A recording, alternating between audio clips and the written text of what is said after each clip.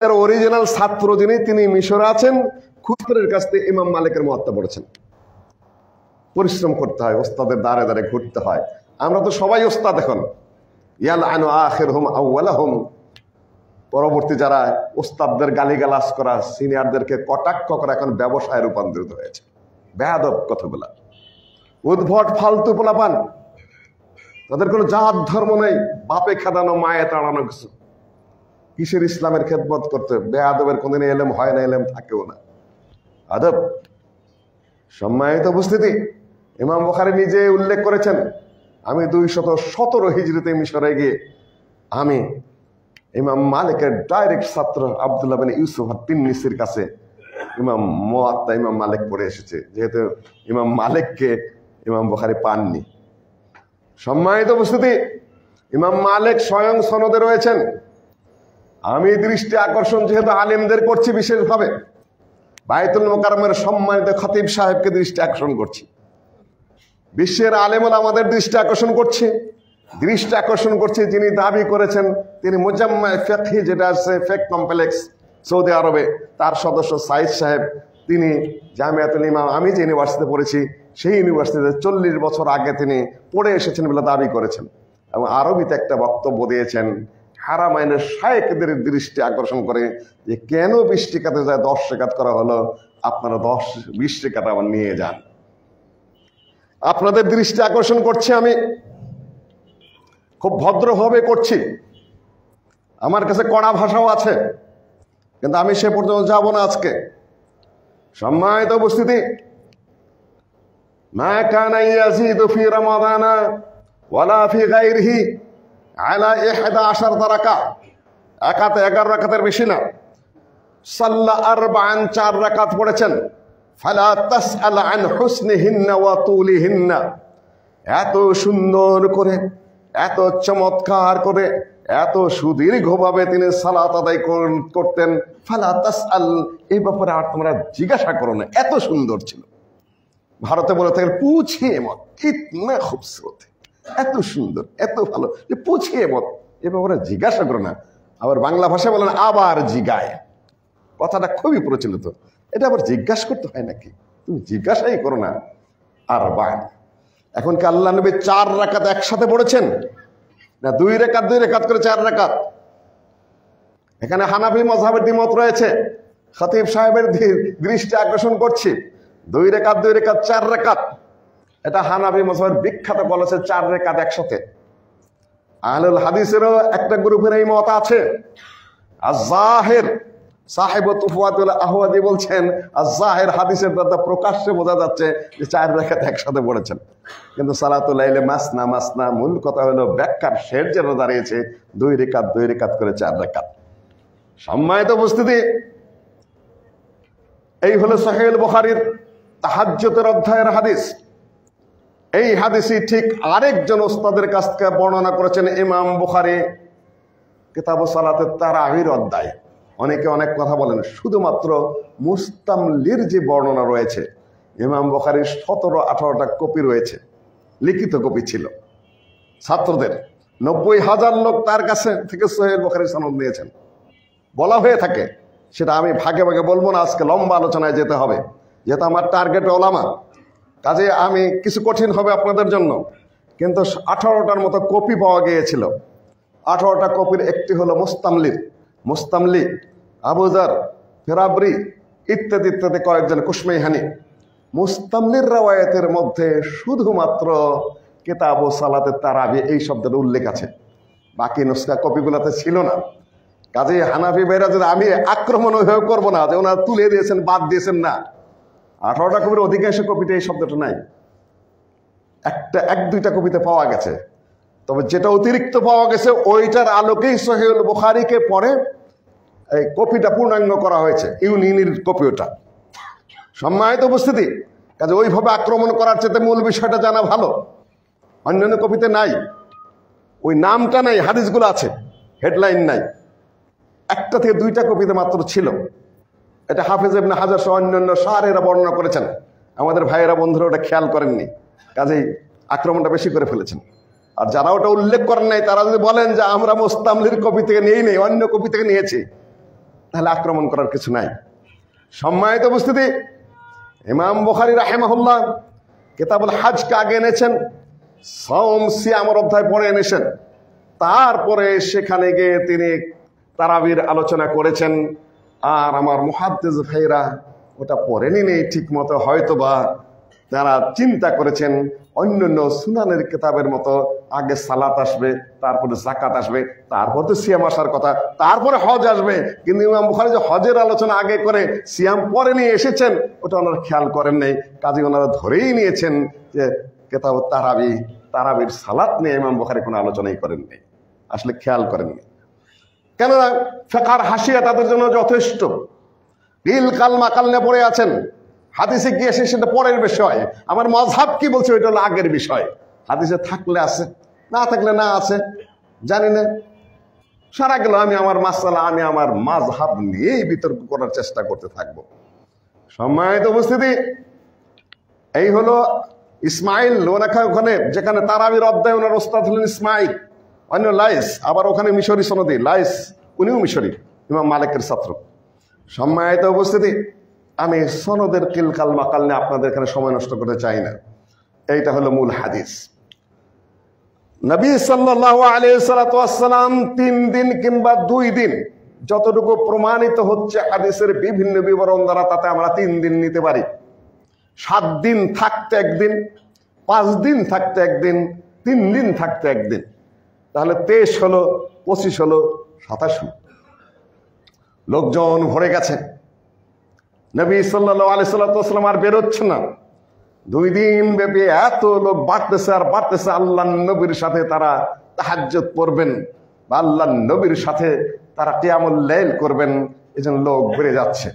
এটা কিন্তু শেষ রাত্রে না, জাওফুল লাইল মাঝে কিংবা মাঝরাতের একটু আগে বিবরণ বিভিন্ন ধরনের রয়েছে। তখন নবী সাল্লাল্লাহু আলাইহি ওয়াসাল্লাম 3য় দিন আর বের হলেন না। কেউ কেউ দরজার মধ্যে ঠাসঠুস করছে, কেউ কেউ কাশাকাশি করছে, আল্লাহ নবী ঘুমিয়ে গেল কিনা। তিনি তাড়াতাড়ি চলে আসুন। আল্লাহ নবী কিছুই বললেন না। ফজরের সময় এসে তিনি দাঁড়িয়ে বললেন, দেখো তোমাদের শখ, তোমাদের উদ্দেশ্য, তোমাদের আগ্রহ আমি খুব বুঝতে পেরেছি। তোমরা কি করেছো তা আমি টেরও পেয়েছি, কিন্তু আমি বেরোইনি এই জন্য যে আমি ভয় করেছি, আমি আশঙ্কা করেছি তোমাদের উপর আবার আমার উপর যেরকম ফরজ তোমাদের উপর আবার এটা ফরজ হয়ে যায় কিনা। এই হলো বিবরণ। ওয়াল আমরু আলা যালিক, ওয়াল আমরু আলা যালিক, ঠিক আল্লাহর নবীর যুগে এভাবেই ছিল। অর্থাৎ আল্লাহর নবী আর কোনো দিন মসজিদের মধ্যে জামাতে কোনো তারাবি তাহাজ্জুদ কিয়ামুল লাইল করেন নাই। ওয়াল আমরু কাযালিক, ঠিক এভাবেই ছিল। আবু বকর রাদিয়াল্লাহু তাআলা আনহুর 2 বছর কয়েক মাস যা কিছু রয়েছে, আবু বকর রাদিয়াল্লাহু তাআলা আনহুর যুগে মসজিদে কোনো তারাবির সালাত কিয়ামুল লাইল জামাত হয়নি। ওমর রাদিয়াল্লাহু তাআলা আনহু দেখলেন মসজিদের মধ্যে কিছু আওসা বিক্ষিপ্ত লোকজন দাঁড়িয়ে দাঁড়িয়ে পড়ছে। কেউ একা পড়ছে, কেউ দাঁড়িয়ে গেছে, তার পিছনে আবার 2-3 জন দাঁড়িয়ে গেছে, আবার ওই কোনায় আবার 2-3 জন দাঁড়িয়ে গেছে। এটাও কিন্তু সহিহ বুখারী বিবরণ। তখন উনি বললেন, লাউ জামাআতুন নাস আলা ইমাম, আমি যদি লোকগুলোকে একটি ইমামের আওতায় একত্রিত করে দিতাম, এই বিক্ষিপ্ত জামাত একই মসজিদের মধ্যে, এটা তো ভালো দেখা যাচ্ছে না। নিষিদ্ধের কথা বলেন নাই, যেহেতু ওটা নফল। সম্মানিত উপস্থিতি, তিনি উবাই ইবনে কাব রাদিয়াল্লাহু তাআলা আনহু, কোরআনের সবচেয়ে বড় আলেম, বড় কারি। ইবনে মাসউদ রাদিয়াল্লাহু তাআলা আনহু যেহেতু সিনিয়র, তার মর্যাদা আলাদা। যায়েদ বিন সাবিত ওই তবাকার। আর তামিম আদ-দারি, তাকেও নির্ধারণ করে দিলেন যে তোমরা ইমামত করবে, যেহেতু তোমরা কোরআনের হাফেজ, কোরআনের পরিপক্ক আলেম, তোমাদের উপর আস্থা বেশি আমার। কাজে আর কোরআন জমা করার সময় তোমাদেরকে আমরা ব্যবহার করেছিলাম। সুতরাং এটা তো পরে হয়েছে কোরআন জমাটা। এটা হলো আপনার 14 হিজরির ঘটনা। আল্লাহ নবী 11 হিজরিতে রবিউল আউয়াল মাসে মৃত্যুবরণ করলেন। তারপরে আবু বকর রাদিয়াল্লাহু তাআলা গেলেন, যুগ গেল, ওমর রাদিয়াল্লাহু তাআলা আসলেন 14 হিজরিতে। ইমাম সিউতি যেটা উল্লেখ করেছেন 14 হিজরিতে ওমর রাদিয়াল্লাহু তাআলা আনহু মসজিদের মধ্যে এক ইমামের নেতৃত্বে আবার তারাবির জামাতের ব্যবস্থা করলেন। 14 হিজরি মনে রাখবেন। সম্মানিত উপস্থিতি,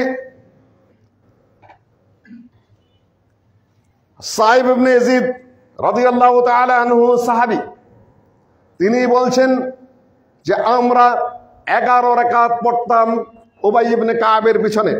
মুয়াত্তা ইমাম মালিকের স্পষ্ট বিবরণ, আমরা 11 রাকাত পড়েছি।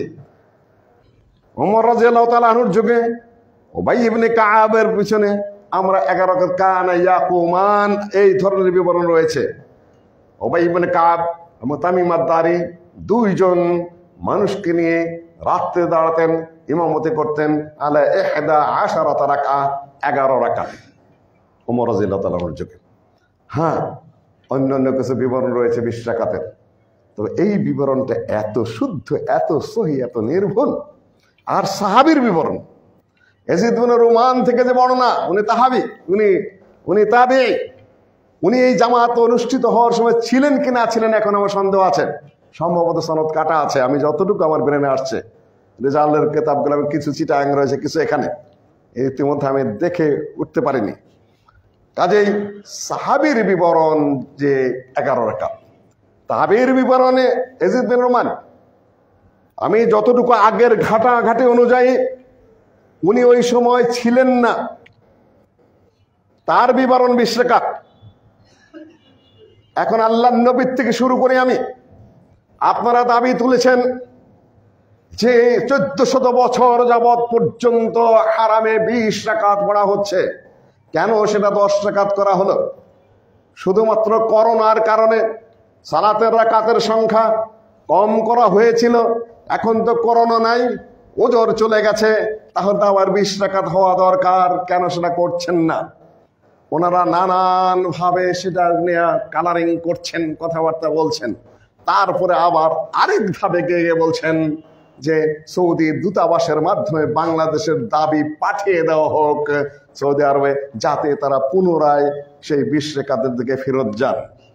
3 নম্বর প্রশ্ন, আমার বন্ধু সাইদ সাহেব বলেছেন আরবিতে খুব সুন্দর করে ইয়া মাশায়েখুল হারামাইন, হারামাইনের শেখরা, আপনারা এত বছর যাবৎ যেটা চলে এসেছে সেটাকে আবার পুনরাবৃত্তি করেন। তিনি আরবিতে আবার একটা খুব মর্মস্পর্শী ভাষণ দিয়েছেন। সম্মানিত উপস্থিতি, এটা কত হিজরি সাল চলছে? 1446, আর আপনারা বলছেন 1400। আমি বিনয়ের সাথে বলবো, শুনেছি নাকি আপনি হাদিসের খুব একজন বড় আলেম, শুনেছি আপনি নাকি খুব বিশেষজ্ঞ হাদিসের, সেই বিশ্বাসের উপর থাকতে চেয়েছিলাম। যাই হোক, আমার উস্তাদ খাতিব ওবায়দুল হক সাহেব, যার সাথে আমার 5 বছরে উঠা বসা ঢাকা আলিয়া মাদ্রাসায়, তিনি খাতিব ছিলেন। সেখানে খাতিব ছিলেন আমার আরেক ওস্তাদ সালাউদ্দিন সাহেব, ঢাকা আলিয়া মাদ্রাসার প্রিন্সিপাল। এলেমের দিক থেকে ওনার সমান না, অনেক কম, কিছু আট্রসিতে ঘোরাফেরাও করতেন, তবে মানুষ অত্যন্ত ভদ্র, দিনদার, পরেজগার মানুষ ছিলেন, এটা সত্য কথা। তিনি খাতিব ছিলেন। তারপরে আরেকজন আসলেন খাতিব, সেটা আলোচনা করতে চাই না। তারপরে আপনি এসেছেন, ব্যাকগ্রাউন্ড যা খালি পত্রে কাগজে পত্রে, আমি আপনাকে এখন আক্রমণ করব না, আমি শুধু দৃষ্টি আকর্ষণ করে যাচ্ছি। যে মুখের অবয়ব ভঙ্গি যা করেছেন, তাই কাজের বুয়ারাও করবে না। তাদের একটা শ্রদ্ধা বোধ আছে, সম্মান বোধ আছে। মুখের যে অবয়ব ভঙ্গি, বডি ল্যাঙ্গুয়েজ, ভদ্রলোকের সাথে যায় না এগুলা। আল্লাহ নবীর হাদিসের উপর আপনি কি করেছেন সেটা আজকার আমি বলছি না। যায় সেখানে পয়সা কামানোর জন্য নিয়ে আসে। What is this language? What is the body? Body ল্যাঙ্গুয়েজটা কি আপনার? এগুলা আপনি জানেন না, হাদিসগুলা পড়েন নাই। আপনার মত না থাকতে পারে, কিন্তু ব্যঙ্গাত্মক ভঙ্গিতে এই মোকাভিনয় আপনি করতে পারেন না। পৃথিবীর মানুষ বোকা নয়। আপনি কোন চেয়ারে বসে আছেন আপনাকে 100 বার খেয়াল করতে হবে। ওটা আপনার ব্যক্তিগত মাদ্রাসা না, ওটা আপনার ব্যক্তিগত প্রতিষ্ঠান না। ওখানে 4 কোটি আহলে হাদিসেরও সেখানে অধিকার রয়েছে। ওটা জাতীয় মসজিদ। আপনার মর্যাদা প্রসঙ্গে আপনি খেয়াল করেন, আপনার অবস্থান ঠিক রেখে কথাবার্তা বলবেন। বক্তৃতা করার বহু ধারা আছে, এখানে বসে আপনাকে ওই গুটি চালার জন্য কেউ অনুমতি দেয়নি। মাননীয় ধর্মমন্ত্রীকে অনুরোধ করব, যেহেতু আপনি উচ্চ শিক্ষিত মানুষ, আমার জানা মতে এই পর্যন্ত এই ভূখণ্ডের কোন ধর্মমন্ত্রী এতটা শিক্ষিত, এতটা ভদ্র, এতটা চতুর্মুখী ঠিক রেখে কথা বলার মতো যোগ্যতা রাখেন না। যতদিন পর্যন্ত আরেকজন যোগ্য ভালো খতিব না পাবেন, ততদিন পর্যন্ত আপনি নিজেই খুতবা দিতে থাকুন, আমরা সবাই গ্রহণ করে নেব। সম্মানিত উপস্থিতি, আপনারা বলছেন 1400 বছর, এখন 1446। 46 বছরের কি হবে? খালি 1400 বছর, 1400 আপনি জানেন না। সাধারণ মূর্খ পাবলিককে বলে 1400 বছর, আর বাইতুল মুকাররমের মেম্বারে বসে 1400 বলেন, তা আপনার এলেম কোন জায়গায়? আপনার সতর্কতা কোন জায়গায়? এটা 1446 হিজরি ধরে নিলে আপনার 1400 বছর। 1400 বছর আগের 46 বছর কি ছিল সেটা বলেন।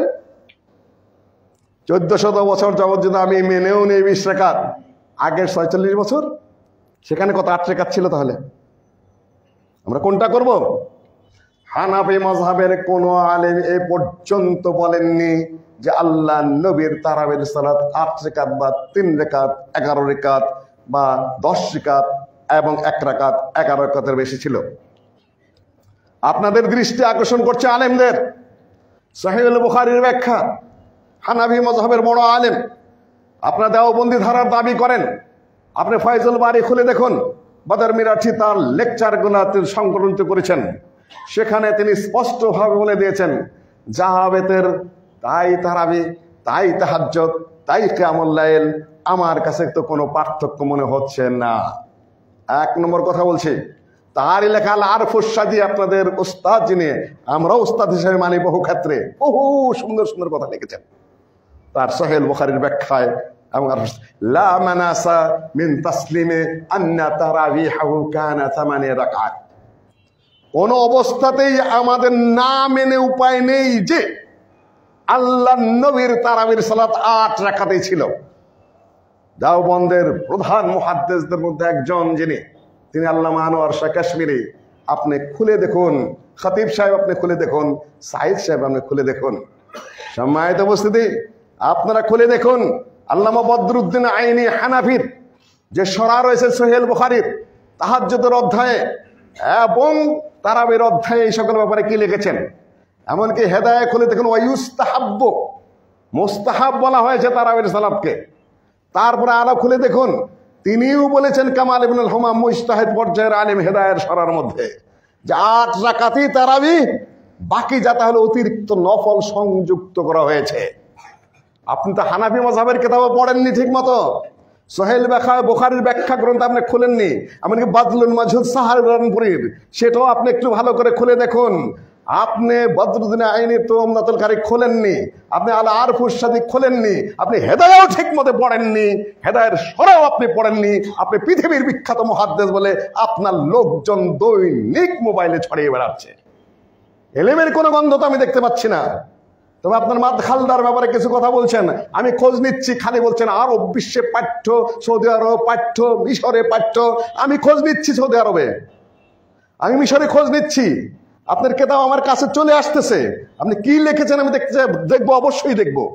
আমার এগুলো দেখার কোনো প্রয়োজন ছিল না, কিন্তু অতিরিক্ত করেছেন, কথাবার্তা খুব অসংযত ভাষায় বলা শুরু করে দিয়েছেন।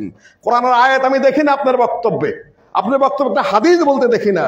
আপনি খালি নিজের ভাবমতে পেঁচাল পারেন, আবার আহলে হাদিসের উপর একটা আক্রমণ করেন। আহলে হাদিস তো বলতেই চান না, গায়ের মোকাল্লাদ, গায়ের মোকাল্লাদ। আরে গায়ের মোকাল্লাদ তো গ্রামের রিকশাওয়ালারা বলে, এটা কোন আলেমের ভাষা নাকি? সম্মানিত উপস্থিতি, মোবাইলে কয়দিন কথা বললেই উপদেষ্টা হয়ে যায়, এটাও দেখতে পেয়েছি আমরা। কয়েকজন অকেজ মহিলা সেখানে উপদেষ্টা নিয়োগ দেওয়া হয়েছে, ওটাও আমরা দেখেছি। একজন হুজুরের পক্ষে কয়েকদিন একেবারে কথাবার্তা ছড়াইলেন, আর ওখানে বসায় তার তারিফ করা শুরু করে দিলেন। আমাদের কি নাক চোখ কান নাই নাকি? সম্মানিত উপস্থিতি, 1400 বছর আপনি বলা শুরু করে দিয়েছেন। কখনোই নয়, আপনি ঠিক মতো সরাগুলা পড়েন নেই।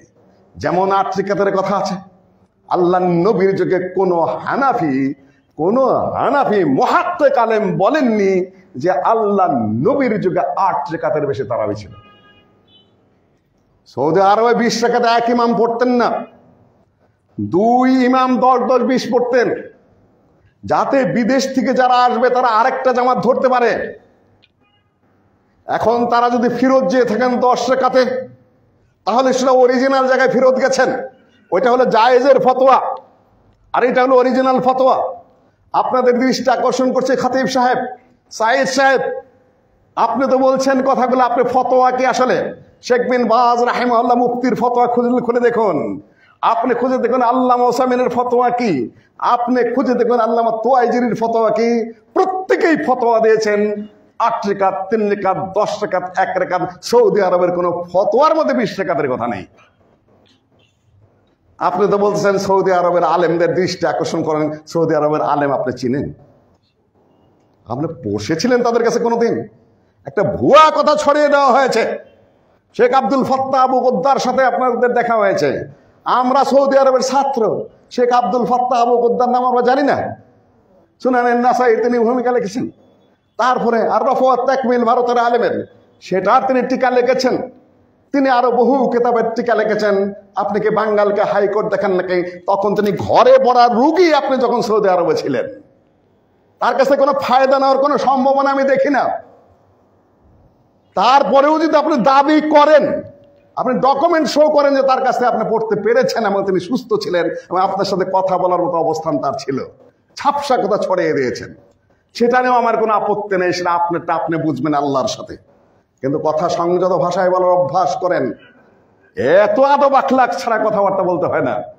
সম্মানিত উপস্থিতি, আমি যা বলতে চাচ্ছি, আপনি কি সৌদি আরবের আলেমেরা তারাবির মাসালা জানে না নাকি? আমরা শেখ বিন বাজকে দেখেছি, তার বক্তব্য শুনেছি, আল্লামা ওসাইমিনের ডাইরেক্ট ছাত্র। আমি তোয়াইজের বই পুস্তক সহ আমাদের রয়েছে, সেখানকার ফতোয়া 11 রাকাতি।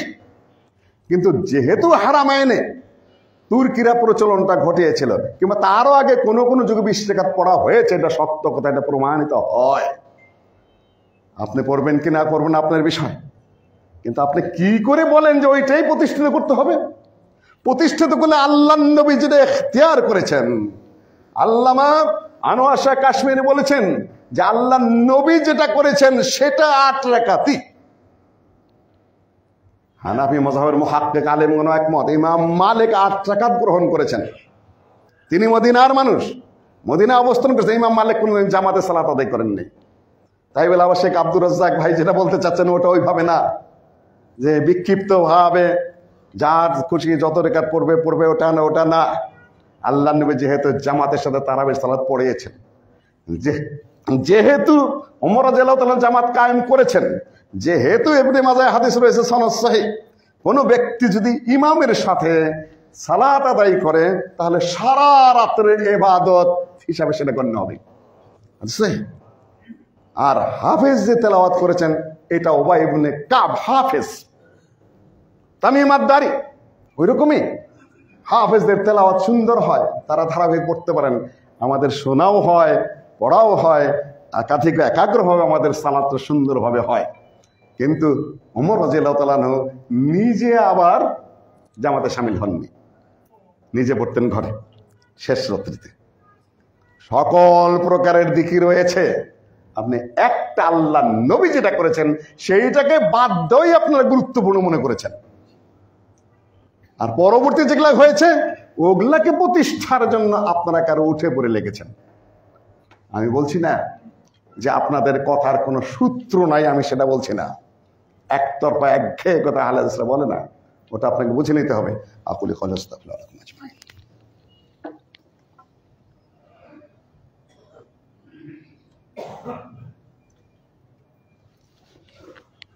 সম্মানিত মুসল্লিয়ানগণ, যা কিয়ামুল লাইল তাই সালাতুল লাইল, সেটাই তারাবিহ।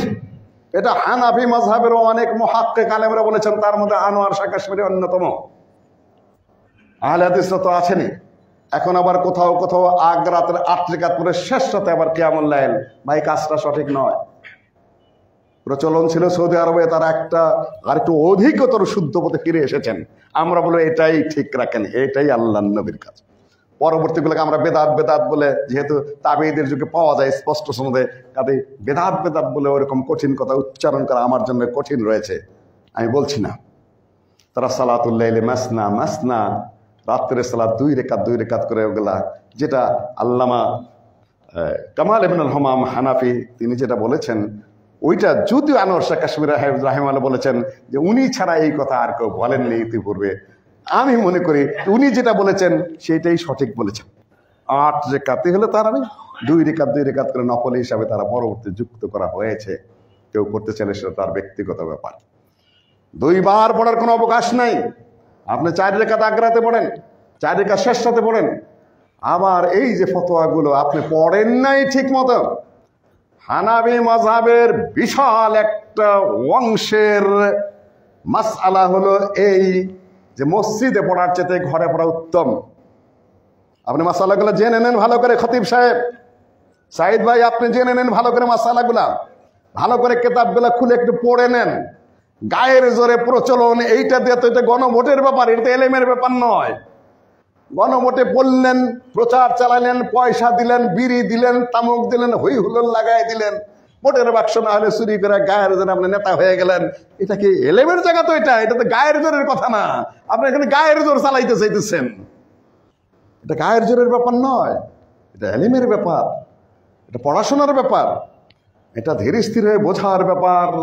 আপনারা এখন পর্যন্ত ঠিক মতো অন্যগুলো না পড়ে প্রচলিত কথা কি আছে ওইটাকেই প্রাধান্য দিয়ে মাঠ ঘাট কাঁপাতে চেষ্টা করেছেন। সম্মানিত উপস্থিতি, এইটুকু বলেই আমি আমার দ্বিতীয় চ্যাপ্টারে চলে যাচ্ছি। চিঠি পাঠাবেন আপনারা। কি চিঠি পাঠাবেন? আলেমেরা জানেন না ওটা সৌদি আরবের, সৌদি সরকার জানেন না? আপনার চিঠি অনুযায়ী ওইটা পরিবর্তিত হবে। সে যে সে হাইয়াতে কেবারে ওলামা আছে না, বড় আলেমদের বোর্ড আছে, তার জন্য তার মধ্যে একজন আমাকে মাঝে মধ্যে ফোন করতেন, আমি বুঝতে পারিনি তোমাদের ভারতের আলেমে কি, তোমার থিসের মধ্যে এই পেয়েছি, তোমার অমুককে তমককে এই কি, মাঝে মাঝে জানতাম, আমি বুঝতে পারিনি উনি কে। বেশি কথা বলেন এই জন্য কয়েকবার ফোন দিচ্ছে, আমি আর ধরি নাই। একদিন দেখে একটা মেসেজ এসেছে, ইয়া মুসলেহ আনা অমক দপ্তুর অমক অমক উযবু হায়াতে কিবারিল উলামা আল ইলমু রাহিমুম বাইনাল উলামা। আমি অমক, আমার নাম এই, আমি সৌদি আরবের যে ওলামা বোর্ড সম্ভবত 10 জনে গঠিত, আমি তাদের একজন সদস্য। এলিম হলো ওলামাতুল রাহিম, তারা এক মায়ের পেটের। কাজেই তোমাকে কিছুদিন বিরক্ত করেছি। আসসালামু আলাইকুম রহমতুল্লাহ। হাই হাই করছি কি আমি, মানে এখন ফোন দিলে ধরি। সম্মানিত উপস্থিতি, হায়াতে কেবারিল ওলামা আছে সেখানে, আপনি সেটা জানেন না? আপনি জানেন না যে সেখানে ফতোয়া বোর্ড আছে? আপনি জানেন না? এগুলা জানার কথা নয়। আপনার ভাষা দেখে বোঝা যায় না যে আপনি দুনিয়ার কোনো খোঁজ খবর রাখেন। আল্লাহ রহম করুক আপনাকে, আপনি দয়া করুক আপনাকে। আমার মনে হয় না আপনি ওখানকার জন্য ফিট। হয় নিজেকে পড়াশোনা করে, স্টাডি করে, ব্যাপক গবেষণা করে ওখানে এসে দাঁড়ান। না হলে ভাই মেহেরবানি করে মানুষকে বিরক্ত করবেন না ওখানে বসে বসে। এইগুলো আপনার তারাবির ব্যাপারটা। দ্বিতীয় চ্যাপ্টার কয়েক মিনিটের মধ্যে আমি এটা নিয়ে যাব। তাই বলে ভাই তুমি আবার রাগ করো না আব্দুল মালিক ভাই, বয়সে অনেক ছোট, অভিজ্ঞতা অনেক কম, অভিজ্ঞতা স্বাক্ষর তুমি এখন তোমার বক্তৃতা রাখতে পারোনি। তবে দোয়া করি তুমি সংযত ভাষায় এসো, আগের খতিবদের পথে চলো। এগুলা অশ্রাব্য, এগুলা শ্রাব্য নয় এবং এলমি মানহাজ নয়। এগুলা কিতাবে কি লিখেছো সেটা আমি খুব শীঘ্রই সংগ্রহ করছি। তবে তুমি যদি চুপ হয় আমি চুপ। তুমি তো ওই লাইনে যাও, আমি কিন্তু খোঁজখবর নিব। কোথায় পড়েছো, কি করেছো, কি বলো, তোমার ভাষা কি, তোমার বক্তব্য কি। আমি এখানে সময় দিতে চাইনি, যেহেতু আক্রমণ বেশি করছো তুমি। সম্মানিত উপস্থিতি, দ্বিতীয় নাম্বার সিয়াম, যাকাত আর ডিপ্লোম্যাটিক সম্পর্ক খারাপ করার জন্য তুমি লেগে উঠে পড়ে লেগেছো।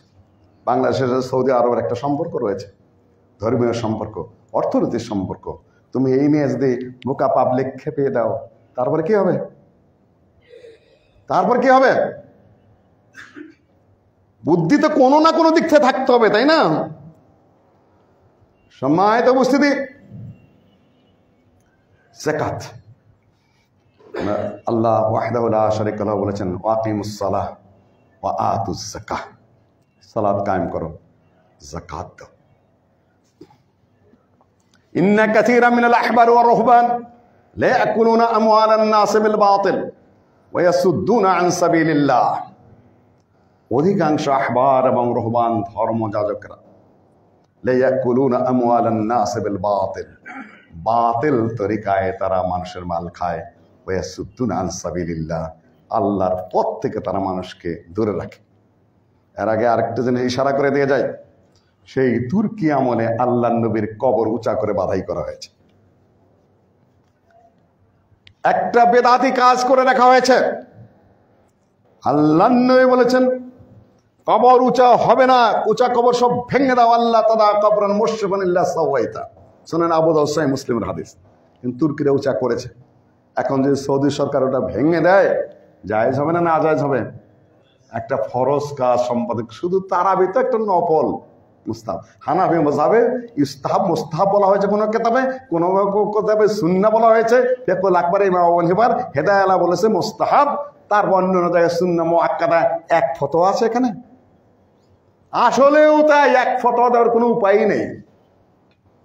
সম্মানিত উপস্থিতি, এই যে কবর বাধাই করা হয়েছে, এখন যদি সৌদি সরকার মনে করেন আল্লাহর নবীর হাদিস বাস্তবায়ন করব, কবর ভেঙে দেব, সমান করে দেব, আমরা সাপোর্ট দেব কি দেব না? সাপোর্ট দিব। মানে কি? আমাদের ফরজ সাপোর্ট দাও। আল্লাহর নবীর নির্দেশ, কবর ভেঙে দাও। আল্লাহর নবী তার বাবার মূর্তি বের করে দিলেন, ভেঙে ফেললেন।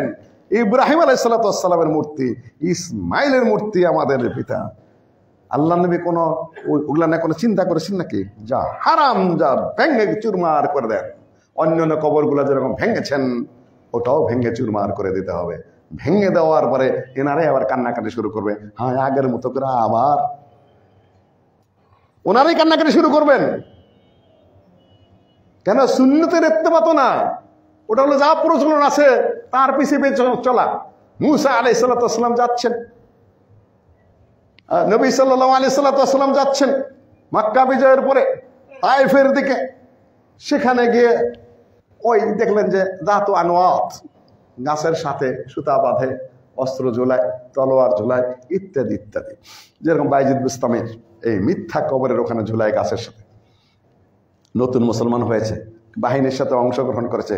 ইয়া রাসূলুল্লাহ, ইয়া আল্লাহ, আবদার, ওই যে দেখেন কি সুন্দর সুতা বাঁধতেছে, কি সুন্দর তলোয়ার ঝুলাইতেছে, আমাদের জন্য যদি একটা ব্যবস্থা করতেন। তখন আল্লাহ নবী বললেন যে তোমরা মুসার কওমের মতো হয়েছে। সাগর পাড়ি দিয়ে পারে এসেই তারা আবার শিরকের দিকে যায়। ইয়া রাসূলুল্লাহ, ওদের মূর্তি আছে, আমাদের এরকম আবদার, ওনাদের আবার 20 টাকাতের আবদার। কবর ভেঙ্গে শিরক মুক্ত, বেদাত মুক্ত করার পরে ওনারাই আবার আবদার তুলবেন। আরে কবরটা ইনহাস, আল্লাহ নবী এটাই নিয়ম, সানান, প্রচলন। ইনহাস সানান, মানুষের প্রচলন। কিন্তু যারা আপনারা বড় আলেম হিসেবে পরিচিত, খতিব সাহেব, সমাজ একটা পরিচিত আছে, হাওয়াপন্থী কথাবার্তা এভাবে কেন বলেন? কাকে খুশি করার জন্য? আনোয়ার শাহ কাশ্মীর এই সকল আলোচনায় বলেছেন, আল্লাহু ইয়ালামু ইন্নী লা আত্তাবিল হাওয়া, আল্লাহ জানেন আমি যতটুকু এলেম আছে আমি হানাফি হতে পারি, কিন্তু আমি যতটুকু বুঝি আমি ততটুকুই বলি। সেটা কার পক্ষে যাবে না যাবে এটা আমার কিছু যায় আসে না। সম্মানিত উপস্থিতি, রমাদান মাস আপনারা যাকাত দিবেন, দান করবেন। কিভাবে দিবেন, কি করবেন আপনারা মাসালা জানেন। মাল বিপজ্জনক জিনিস, মাল খুব ভয়ঙ্কর জিনিস। হাদা মা কানাজতুম লিআনফুসিকুম বলা হয়েছে, তোমরা এইটা উপার্জন করে এসেছিলে। মাল হলো সাপ, মাল হলো আগুন, মাল হলো এই পিশানি খাওয়ার জিনিস। পিশানি পর্যন্ত বুলডোজারের ডলা খাওয়ার জিনিস। সোজা কথা যা, কোরআনে এভাবে এসেছে, হাদিসে এভাবে এসেছে। দুই একটা বলে আমি আমার বক্তব্য শেষ করছি। ইয়াউমা তুকাবিহা, এই যে মালগুলা, যা স্বর্ণ রৌপ্য আর যে সকল জমা করেছেন, এগুলা আগুনে রূপান্তরিত করা হবে। কোন কোনে দেখা যায় এগুলা জাহান্নামের আগুনে গরম করা হবে, গরম করে তারপর সেক দেওয়া হবে। জিবাহুম ওয়া জুনুবহুম ওয়া যুহুরহুম এসেছে, কপাল এই সাইড, এটা হলো জনুব, পিঠ, সেক দেওয়া হবে একেবারে সুন্দর করে ওগুলাদের সেক দেওয়া। আর বলো হাদা মা কানাজতুম আনফুসিকুম, তোমাদের নিজেদের জন্য এটা জমা করে এসেছো। কে করে গেছে এগুলা? আপনি নিজেই নিজের জন্য কিয়ামতের মাঠে স্যাক খাওয়ার জন্য রেখে গেছেন। এনে বলছি মালের ব্যাপারে সাবধান। মাল কিন্তু কিয়ামতের মাঠে সাপ খাওয়ার জিনিস, জাহান্নামের আগুন দেয়া। সাবধান, কিয়ামতের মাঠে মাল কিন্তু ডলা খাওয়ার জিনিস। গরু ছাগল উঠ হয়েছে, একেবারে বিশাল ময়দানের মধ্যে আপনাকে চিৎ করে ফেলে একটা করে পাড়ায় পাড়ায় যাবে, আর শেষ করে ওই মাথায় আবার যখন হবে আবার পুনরায় শুরু হবে। এটা হলো ডলা খাওয়ার জিনিস। আমি যে বলছি 50,000 বছর, 2-3 দিন না, 50,000 বছর খেলে এই কামই চলতে থাকবে। 50,000 বছরের পরে বিচার হয়ে জান্নাতে যাবেন না জাহান্নামে যাবেন সেটা পরের কথা, কিন্তু আগে এই ডলাগুলা খাইতে হবে, পশুর পাড়া খাইতে হবে আপনাকে। 3 নম্বর, সাপ হবে। মাল রেখে দিয়েছেন, দুনিয়ায় যত মহব্বত করছেন মালকে, কিয়ামত মাঠে অত মহব্বত করে সাপ হয়ে আপনার পিছনে ছুটবে। আপনি দৌড়াবেন, পিছে পিছে যাইতেই থাকবে। এই বাঁকা বলা হয় যে সাপে যদি ধাওয়া দেয় তাহলে তুমি বেকা তারা হয়ে দৌড়াবা। কিয়ামতের মাঠে যদি বেকা তারা হয়ে দৌড়ান, আপনার মাল সাপ হয়ে আপনার পিছনে দৌড়াবে, গলার মধ্যে পেঁচিয়ে ধরে তারপরে শুরু করে দেবে ঠোকর দাও। কাজে আপনার মাল আপনার জন্য আগুন, আগুনের ছেঁকা। আপনার মাল হলো বুলডোজার, অর্থাৎ পশুর পাড়া খাওয়ার জিনিস। ওটা হলো আপনার সাপের দংশন হাদামা কানাস্তুম, এটা আপনি কামাই করে গেছেন পৃথিবীতে। তবে কাজ কি? আল্লাহ নবী বলেছেন যদি তুমি যাকাত দাও তাহলে সেটার কাজ থাকবে না। যাকাত না দিলে শাস্তিগুলোর মুখোমুখি হবেন আপনি। যাকাতুল হলি, কাজে যাকাত পরিষ্কার করে দিয়ে দেবেন, কোনো ইজতিহাদ করবেন না, নিজের আওতায় রাখার কোনো শখ করবেন না। কেন গরম শাক নিজের কাছে রাখবেন, আর পশু পাড়া খাওয়ার জন্য কাছে রাখবেন, আর এই সাপের ধ্বংস কাছে রাখবেন। এটা আপনি রাখবেন কেন কাছে? পাশ দিয়ে একটা তেলা পোকা গুলি ঘুম আসে না, কখন আবার কানের মধ্যে ঢুকে, আর বিষাক্ত সাপ নিয়ে আপনি ঘুমাবেন হারাম মাল নিয়ে? আপনি কেমন বুদ্ধির মানুষ! দুঃসাহস তো আপনার কম না, সাহসী মানুষ আপনি। এগুলা খাওয়ার জন্য আপনি প্রস্তুত। সম্মানিত উপস্থিতি, যদি মেয়েরা এটা বেশি জায়গাতে বলছেন এই ব্যাপারে একটু আলোচনা করার জন্য কয়েক মিনিট আলোচনা করছি। স্বর্ণ যে কোনো ধরনের হোক, সেটা আপনার বিস্কুট হোক, সেটা আপনার ব্যবসার জন্য হোক, সেটা আপনার ব্যবহারের জন্য হোক, প্রত্যেকটারে যাকাত দিতে হবে। প্রত্যেকটা হাদিস সুনান আবু দাউদে রয়েছে, কোনোটা তিরমিজিতে রয়েছে, কোনোটা অন্যান্য কিতাবে রয়েছে। যে একটা হাদিস, এক মহিলা তার বাচ্চাকে নিয়ে এসেছে, তার হাতের মধ্যে রয়েছে স্বর্ণের গয়না। আল্লাহর নবী বললেন আতুআদ্দিনা যাকাতাহা, ও মহিলা, তোমার যে এই যে মেয়েটার হাতের মধ্যে যে গয়নাটা রয়েছে, তুমি কি এটার যাকাত দাও? ইয়া রাসূলুল্লাহ। আল্লাহর নবী বললেন হাসবুক আইয়ুসাউবিরাকিল্লাহ, তোমার জন্য এটাই যথেষ্ট। কিয়ামতের মাঠে এই যে চুরিটা তোমার পরিয়ে দিয়েছে মেয়েকে, তুমি তো তার ওলি আমার, সে তো আর কিছু বোঝে না, বাচ্চা মেয়ে, তুমি কেন তার পক্ষ থেকে যাকাতটা আদায় করলে না? এই জন্য কিয়ামতের দিন তোমার হাতের এই চুরিটা আগুনের পদার্থ হয়ে যাবে। সাথে সাথে মেয়েটা কি করলো? চুরি খুলে ঠেল দিয়ে আল্লাহ নবীকে দিয়ে দিলেন। ইয়া রাসূলুল্লাহ, এটা আপনার জন্য, কি করবেন আপনি করেন। হাদিস হাসান। আয়েশা রাদিয়াল্লাহু তাআলা আনহা বলেন যে আমি চুড়ি পড়েছি হাতে, সেটা হলো ওয়ারিক, সেটা হলো রৌপ্যের। আল্লাহ নবী এসে বললেন মা হাদা ইয়া আয়েশা, আয়েশা এটা কি তোমার হাতে, কি দেখছি? যে আতাযায়্যানু লাকা ইয়া রাসূলুল্লাহ, আমি আপনার জন্য পড়েছি, আপনার জন্য একটু সেজেগুজে রয়েছে। সাজগোজ স্বামীর জন্য, রাস্তার জন্য নয়। আপনি অনেক সাজগোজ করেছেন, অনেক গয়না টয়না পরে আপনি রাস্তায় বেরিয়েছেন। অনেক মহিলারা দেখা যায় যে চিরুনি আর আয়না পর্যন্ত নিয়ে রাস্তায় ঘুরতেছে। আউযুবিল্লাহি মিনাশ শাইতানির রাজিম। তোমার পর্দা থাকবে, ঢাকা থাকবে, হেজাব থাকবে, ঘন ঘন আয়না দেখতেছে আর মাথা আশ্রাইতেছে। এই কালচার বন্ধ করুন। সময়তে উপস্থিত আতাযায়্যানু লাকা ইয়া রাসূলুল্লাহ, আমি আপনার জন্য সাজগোজ করি।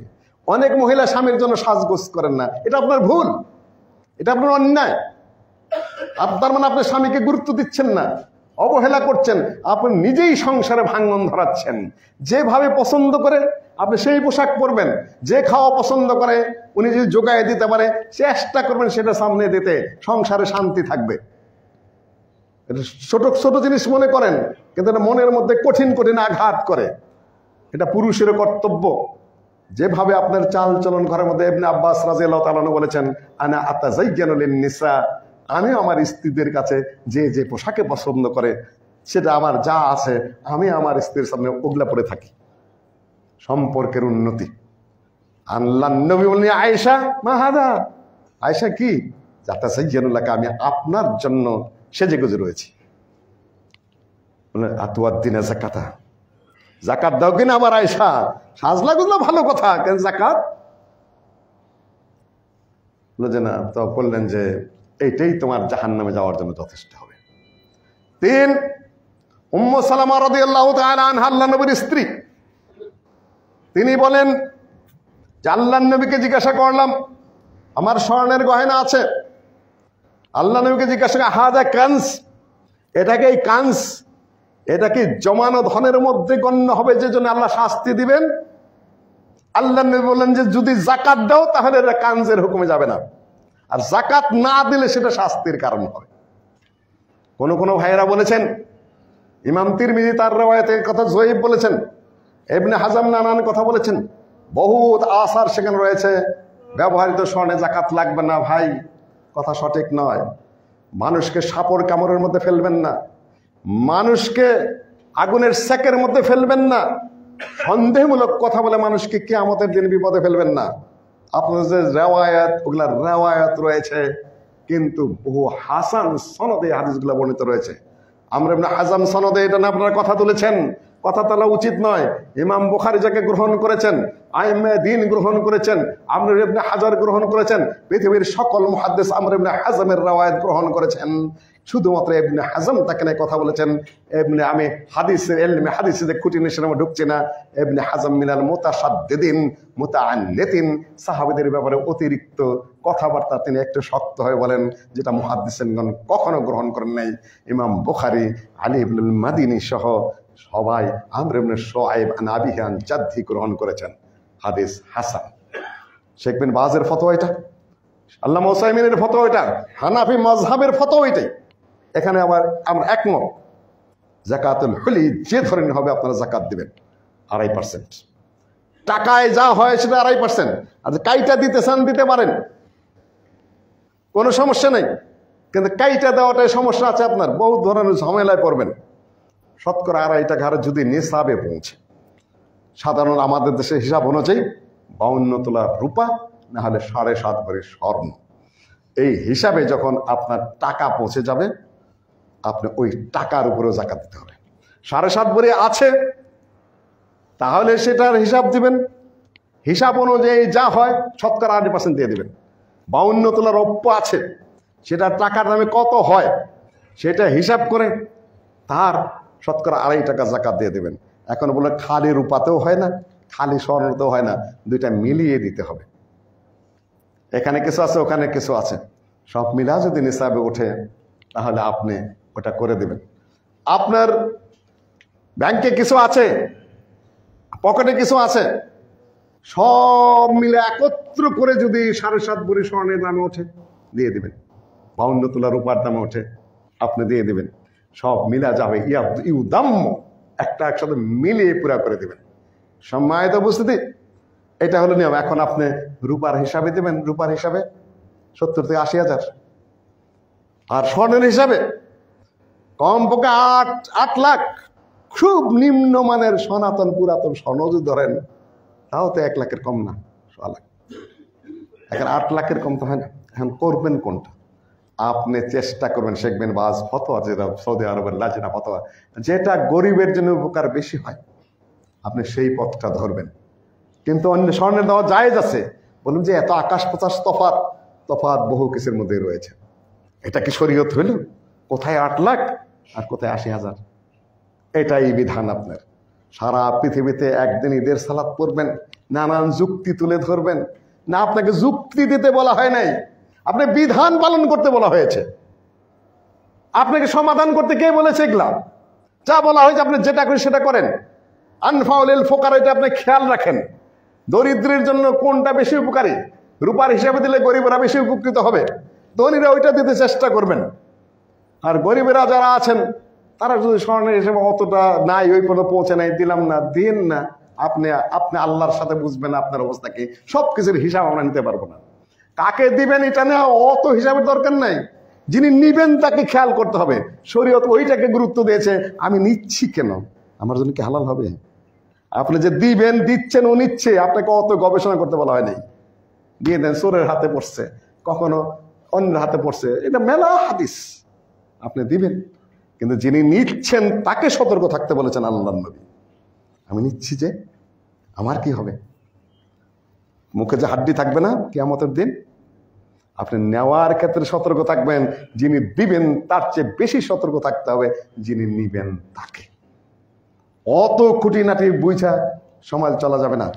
আপনি মোটামুটি চেষ্টা করবেন, বাকি আল্লাহ ক্ষমা করে দেবেন ইনশাআল্লাহ। আজিজ সম্মানিত মুসলিয়ানগণ, মসজিদের সাথে সম্পৃক্ত দীর্ঘদিন যাবৎ এইটুকু অর্ধেকটুকু হয়েছে, আলহামদুলিল্লাহ আমরা এটুকু করতে পেরেছি।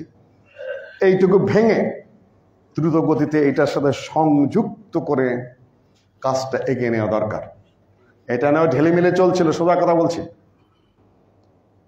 সেখানে বহুত কিছু করে এটা এই পর্যন্ত স্টার্ট করা হয়েছে। মাশাআল্লাহ, ইঞ্জিনিয়ার সাইম সাহেব সবচেয়ে বেশি গুরুত্বপূর্ণ দায়িত্বে, হিসাব কিতাব যা কিছু আমার ধারণা এবং আমার জ্ঞান তো এখানে 1 পয়সা মিসইউজ হয়নি।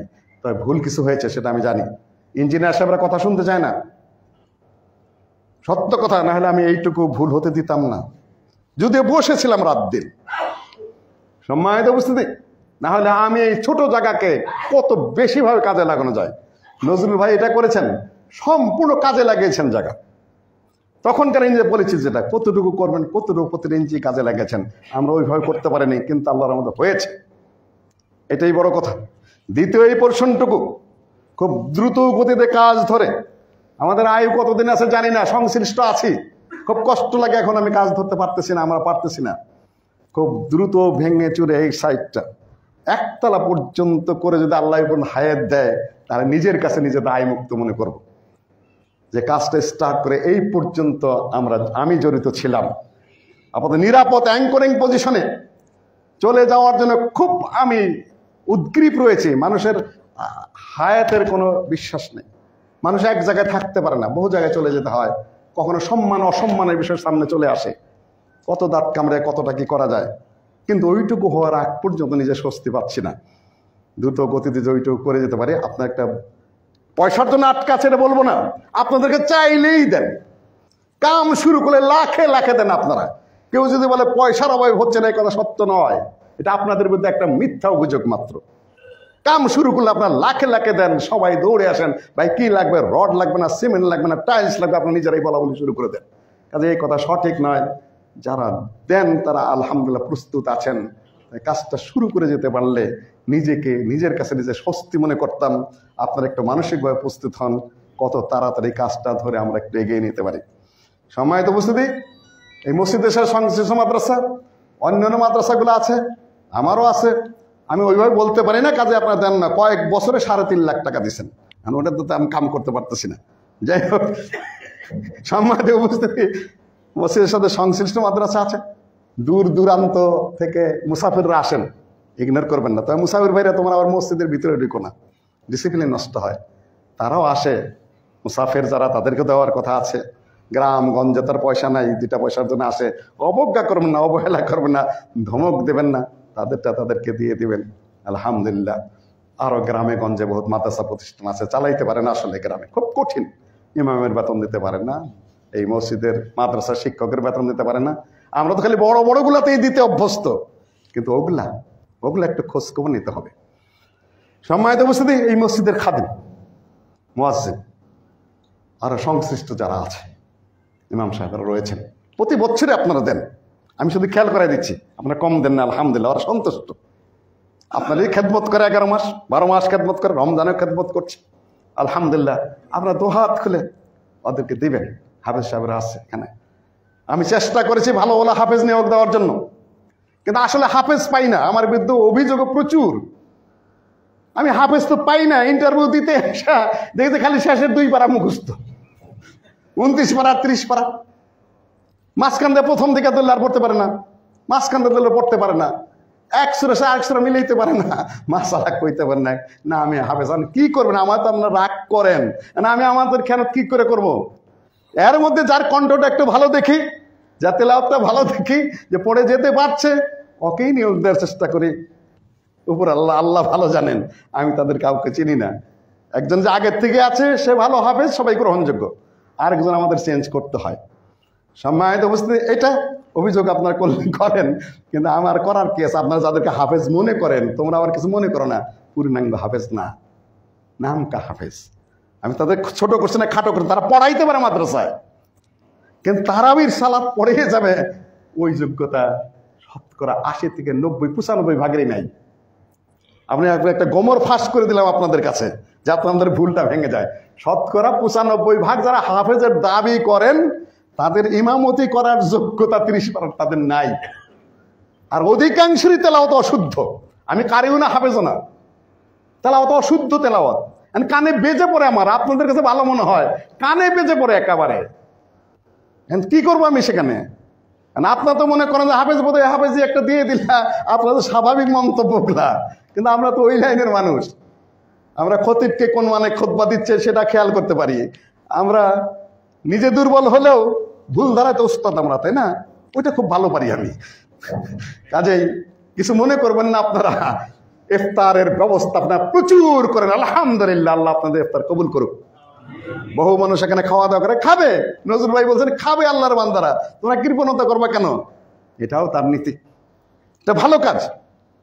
যারা খেদমত করছে তাদের জন্য আপনারা যা পারেন হাত খুলে দিবেন ইনশাআল্লাহ। আল্লাহ তৌফিক দান করেন। জামাতে আসবেন, সালাত আদায় করবেন। ইবাদাল্লাহ রাহিমাকুমুল্লাহ, ইন্নাল্লাহা ইয়া'মুরু বিল আদলি ওয়াল ইহসান ওয়া ইতা'যিল কুরবা ওয়া ইয়ানহা আনিল ফাহশাই